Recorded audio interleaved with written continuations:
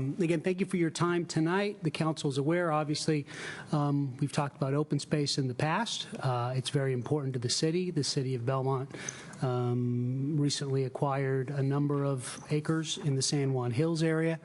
We have also, over the years, acquired via the donation process some other lots within the area, whether it's on Alhambra Drive, Belmont Canyon Road, Haskins Drive. The city, this has been commonplace for the last probably 5 to 7 years. The city has been recently contacted relative to the subject parcels that are on your agenda tonight. They basically are comprised of 3 lots, 2 of them on Bartlett Way and 1 of them on Alhambra Drive. I'll quickly guide you through them now. The first 2 lots on Bartlett Way are these 2 here, where the cursor is zigzagging. The city-owned parcels that we acquired via the Lemur acquisition in 2009. We own these areas in blue. So this large chunk here, this additional property here is essentially across the way from these 2 potential donation parcels. Again, this is not an improved road by any means. Again, these are paper roads. But again, these 2 lots here are definitely in close proximity to land that the city already owns. Relative to these 2 parcels, when the city was contacted by the current property owners, again, they're not seeking any appraisal of this property. They would merely donate it to the city. We did put some costs together for the 3 lots, and let me minimize the screen and show you where the Alhambra parcel is. And the parcel in question on Alhambra Drive is this one right here. The city acquired via donation a few years back these 5 lots here at the terminus of Alhambra Drive. And again, Alhambra ends right here.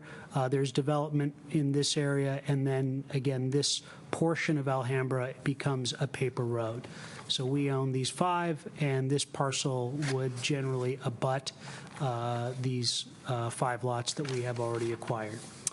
Again, for all 3 parcels that the city has been asked to consider a donation, the property owners have indicated, again, they would not be seeking an appraisal to determine value of these lots.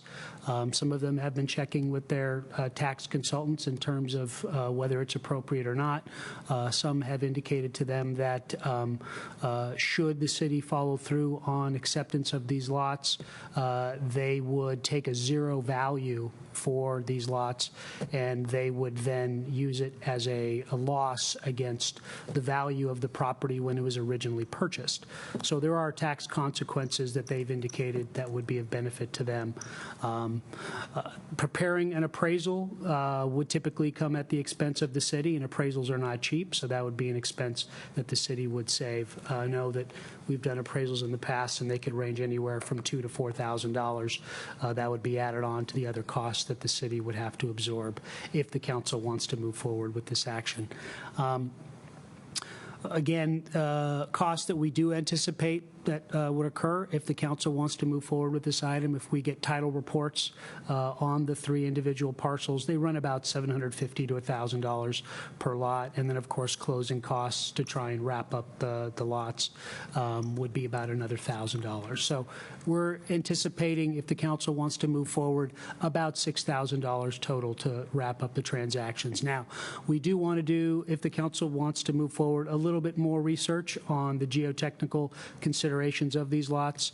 All 3 lots, none of them are in our most severe geologic hazard zone, which is the areas that are designated as PDFs, potential debris flow areas, or MDs, major debris flow zones. They're typically in areas that have a designation that has already allowed for development in other areas. So, for example, if there are, the geotechnical hazards map indicates that, you know, these properties have a certain designation that is favorable towards development. Again, we're not suggesting development of any kind, but in terms of accepting a piece of property that has a severe geotechnical hazard, neither of these 2 blocks, the 3 parcels in total, are in a severe geotechnical hazard area. Now, we'd want to do just a little bit more due diligence on that aspect, but as it's mapped, none of them are in a hazard area from a geotechnical perspective.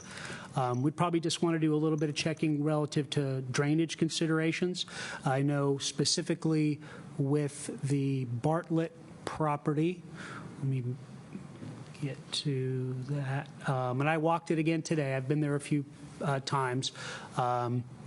There's obviously creeks and streams that run crisscross throughout these areas, but in terms of looking at the makeup of the lots, there's these 2 lots on Bartlett have a fairly gentle upslope. They are covered in trees, absolutely covered in trees, but they are directly adjacent to the unimproved paper road of Bartlett Way. Again, they are nice parcels. They're certainly add to the open space potential for the city of Belmont. Again, things that we would have to take on, obviously, if the city were to accept them. We take on the liability for maintenance of them. The properties do come off the tax rolls. I think there was a question raised by Councilmember Reed. The tax roll lost is minor. It's a total of about $60 per year total amongst the 3 lots. The city would need to assume paying for the storm and sewer fee that's assessed on every lot. That's about $255. So we would assume that payment for those 3 lots going forward if we move forward with this transaction. So I think you've received a letter from the public that has indicated their thoughts about this, that it's a good thing, that it's open space should be considered, additional open space opportunities. All 3 lots, probably more so with Bartlett than the Alhambra lots. They do certainly further the opportunity for trail connections within the area.